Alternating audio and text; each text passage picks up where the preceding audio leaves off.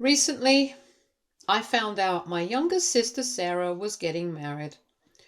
The thing is, she hasn't even bothered to invite me for months. She had been sending out wedding invitations to everyone else in the family, and yet nothing ever showed up for me.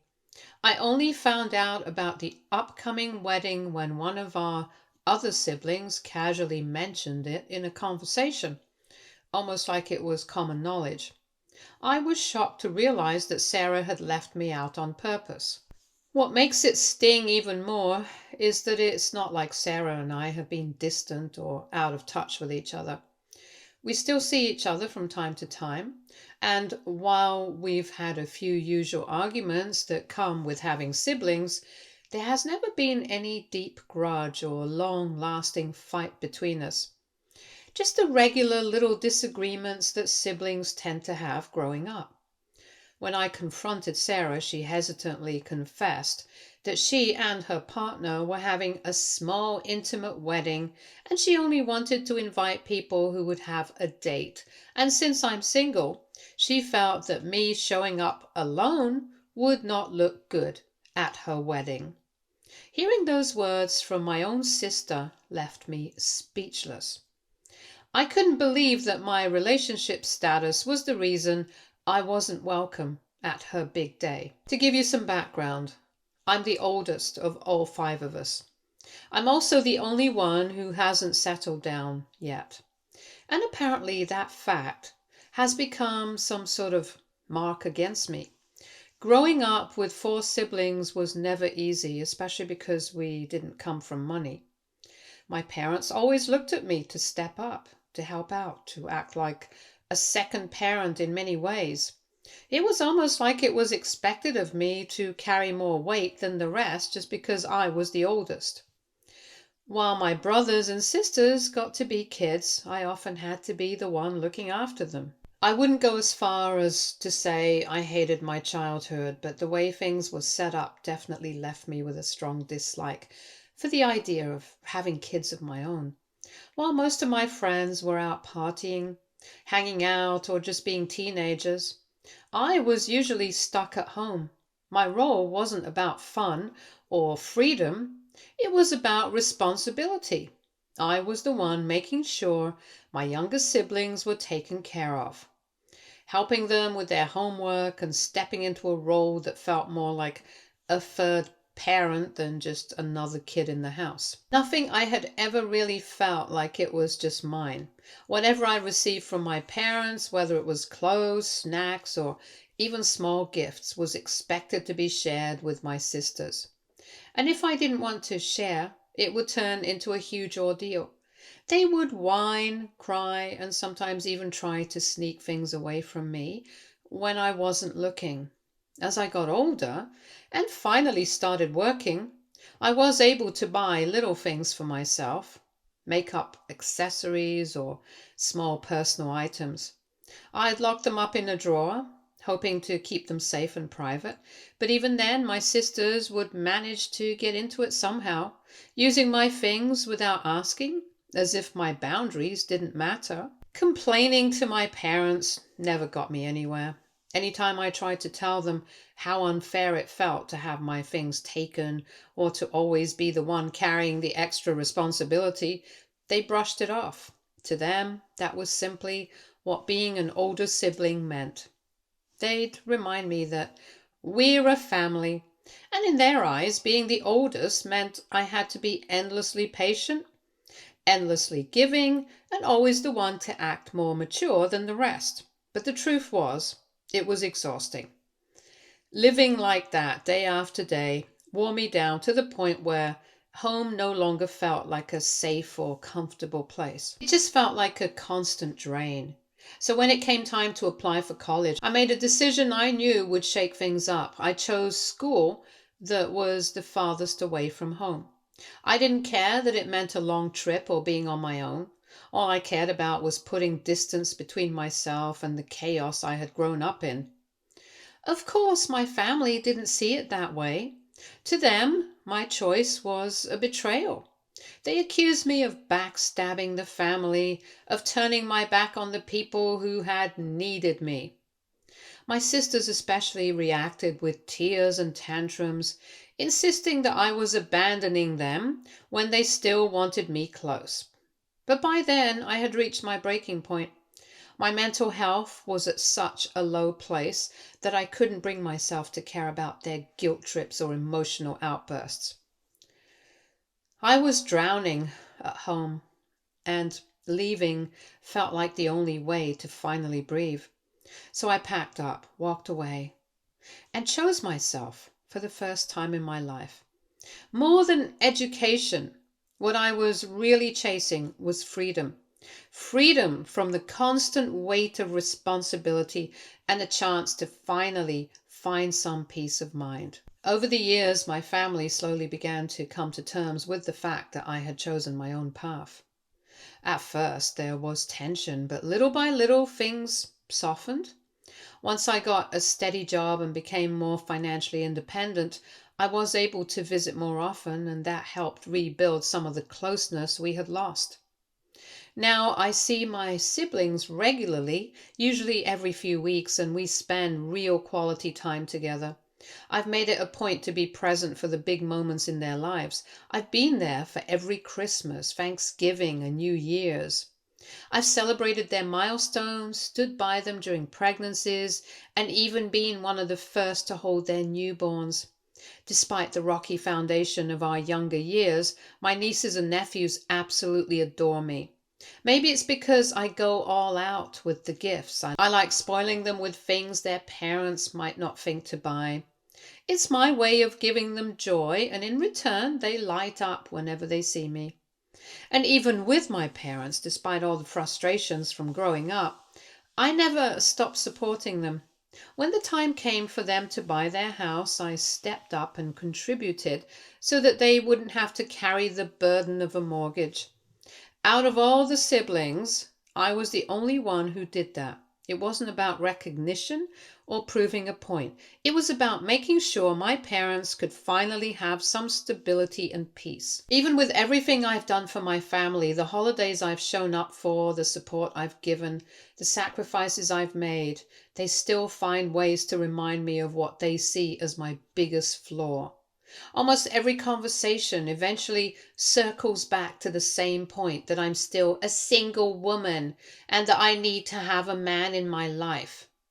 They say it with concern or with teasing, but no matter how it's delivered, the message is always the same. In their eyes, I'm incomplete without a husband. Now, don't get me wrong, I don't dislike men. In fact, I've been lucky enough to experience love with good men who respected me and understood who I was. But marriage, children, and that picture-perfect, settled-down life were never something I wanted for myself. It's not because I couldn't have it, but because deep down, it's just not who I am. I've been in beautiful, fulfilling relationships with adults who were on the same page as me, who respected my boundaries, and who didn't pressure me to become someone I wasn't. Still, no matter how many times I explain it, my family doesn't seem to understand. They hold tightly to their traditional values, the belief that life should follow a set path, school, marriage, kids. And because I've chosen not to walk that path, they treat me as if I'm going against them. They never stop to think that maybe I know myself better than they do, that maybe my happiness doesn't look the same as theirs. At first, I used to argue back, defending my choices, and try to explain that my life has value outside of marriage and motherhood. But after years of the same fight, I've grown tired. These days, I feel almost numb to it.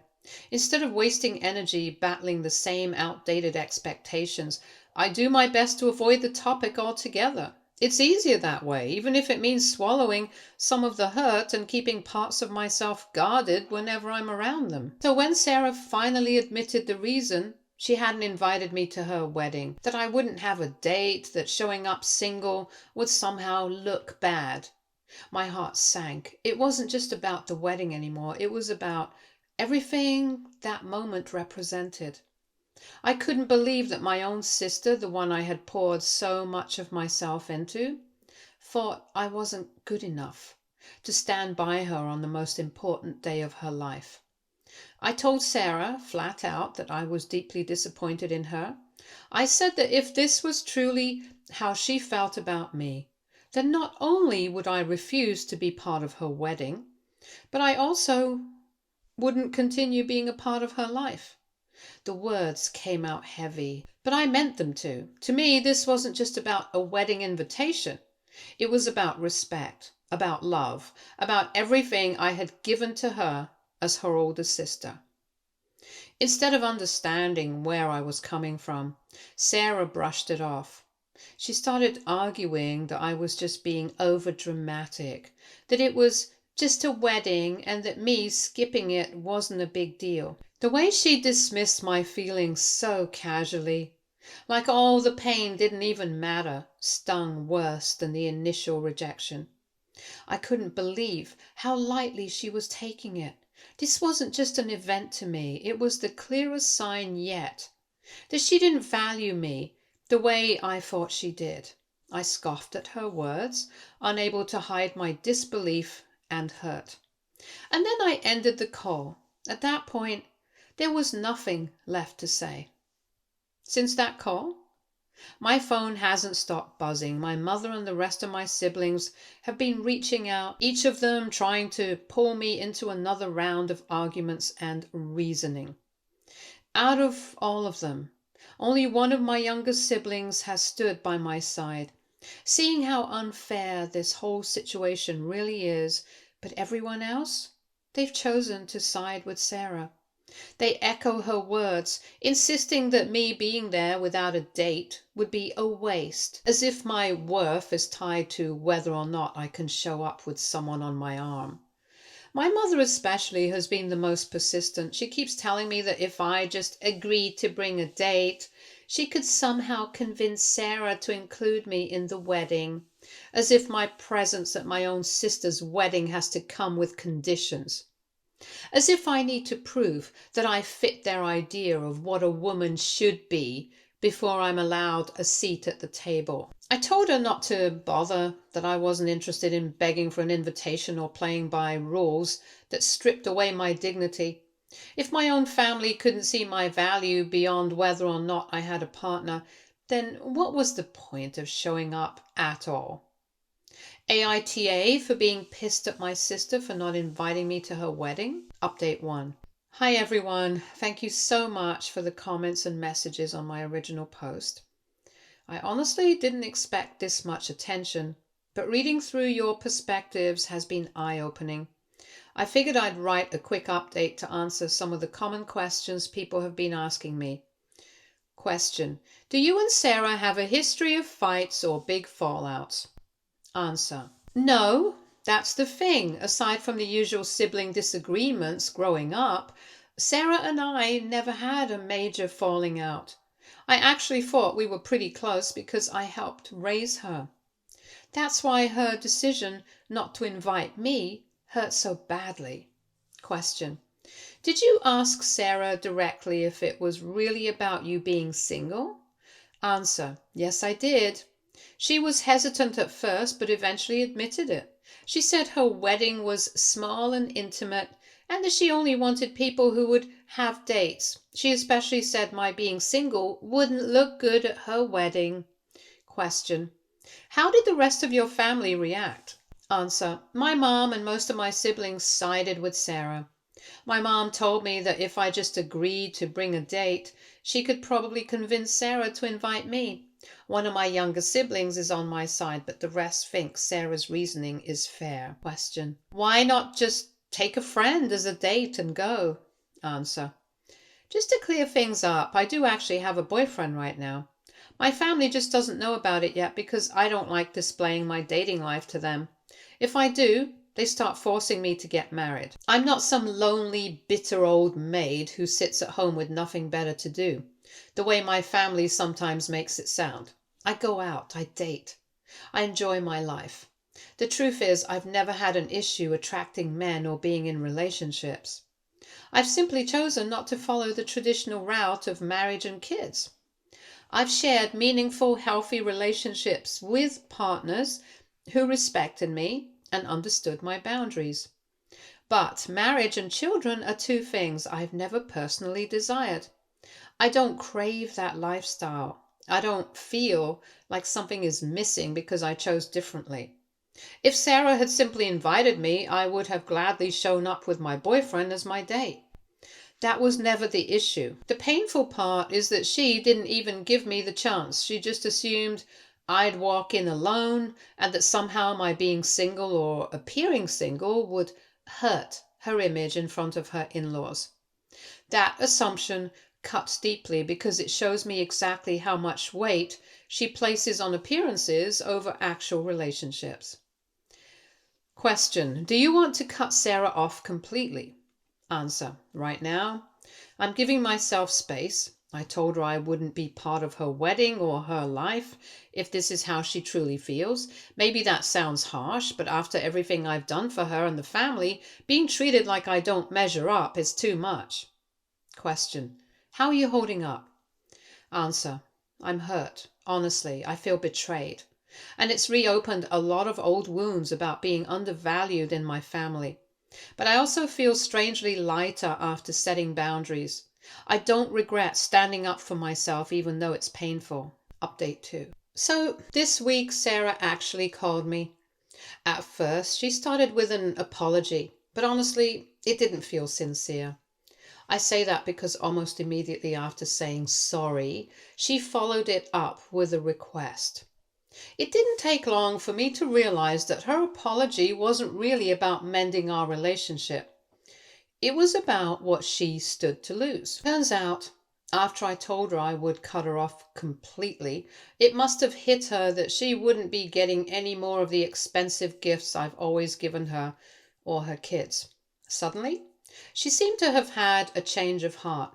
She said she had thought things over, that she had talked it through with her partner, and that now they would love for me to come to the wedding. But the timing of it all just made me raise my eyebrows. I told her straight up that it didn't make sense. Days had gone by where she and her fiancé were perfectly comfortable leaving me out, and now, all of a sudden, their minds had changed. It felt less like genuine reconciliation and more like convenience. Like they realized what they stood to lose and decided to reel me back in. Sarah tried to defend herself by saying she had just been too busy with wedding preparations to give the situation much thought. She insisted that it wasn't intentional malice, just stress and distraction. Then she added that after our last conversation, she realized she had been unnecessarily mean by leaving me out and that she truly did want me there after all. I listened, but I couldn't shake the skepticism. Her words felt rehearsed, almost like she was trying to smooth things over without really addressing the deeper hurt she had caused.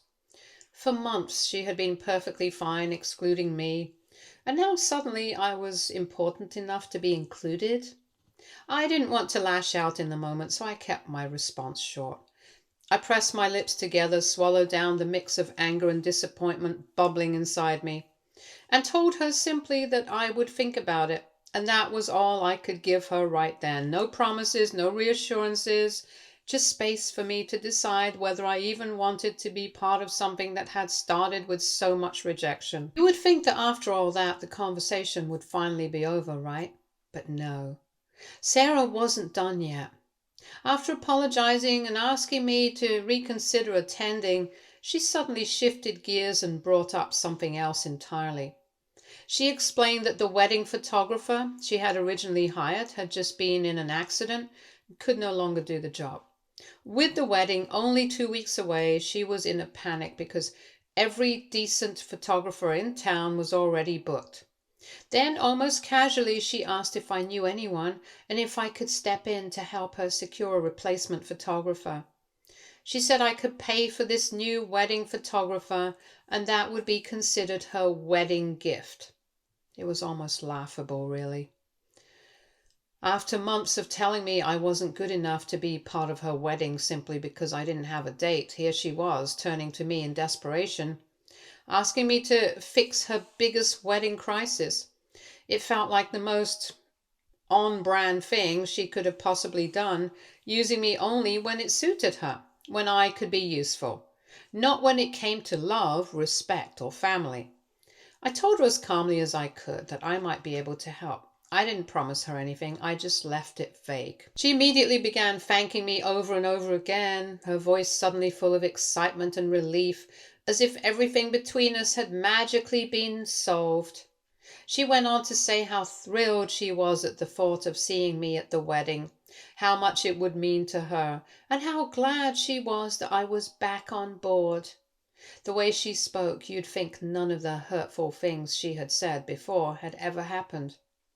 What Sarah doesn't know, and what I haven't told anyone in my family yet, is that the guy I'm currently dating happens to be a photographer.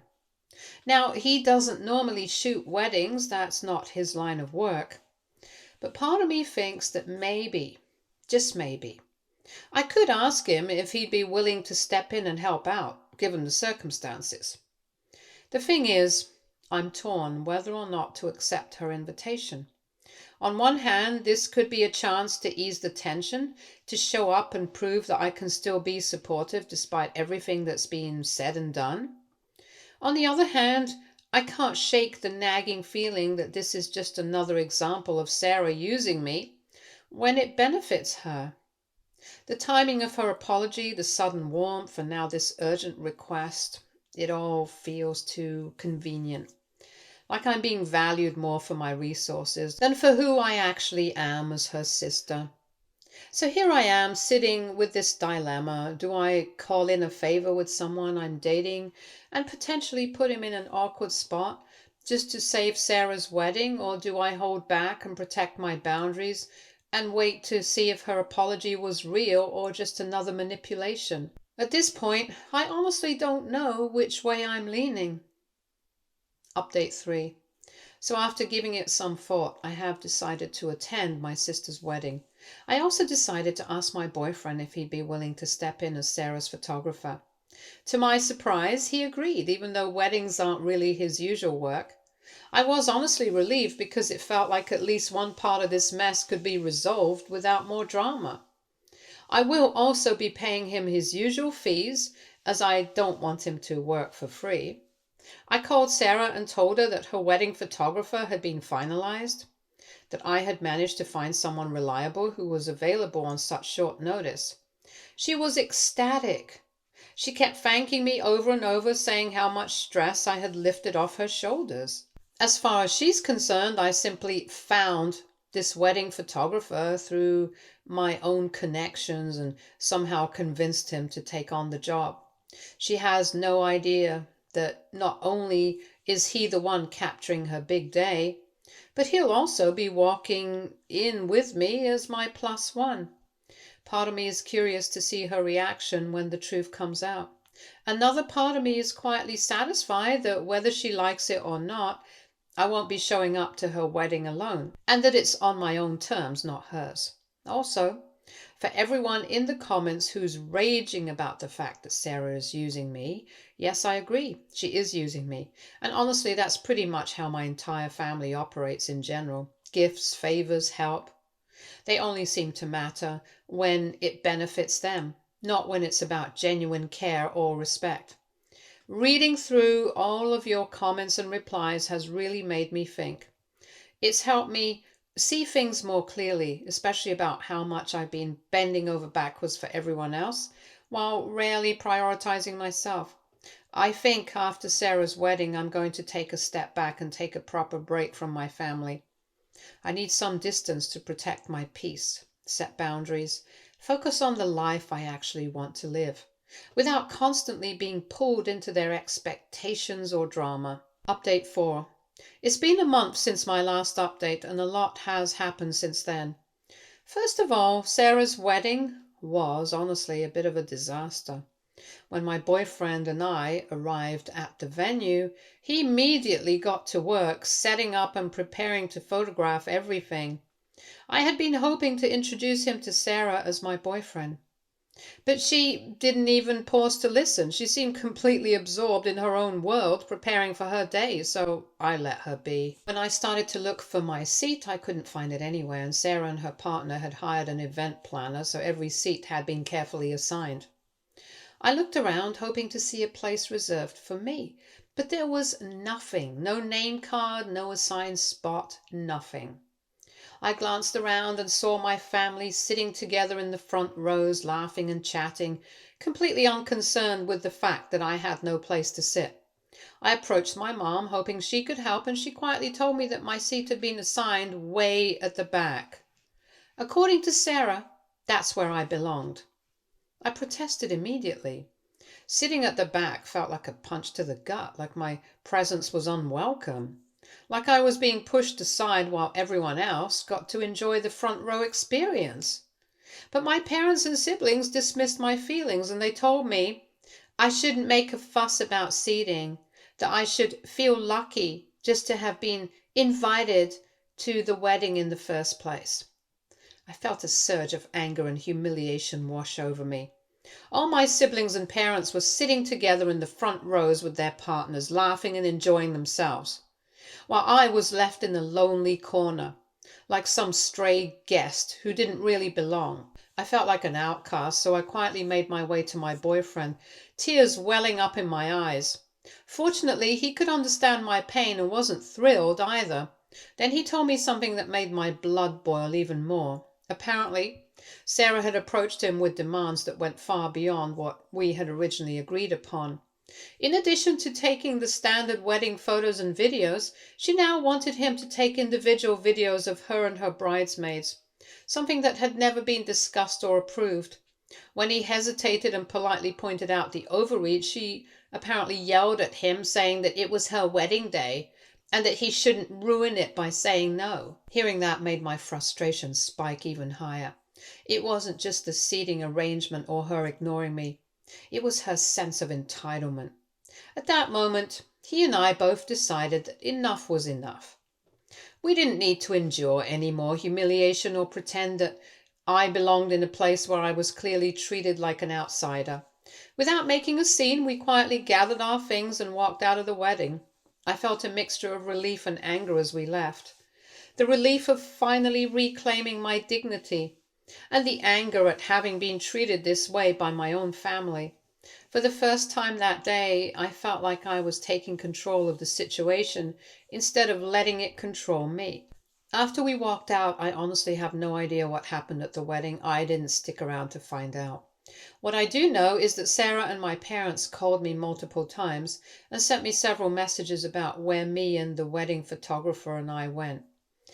I didn't pick up. I blocked their numbers. No reply, no explanations.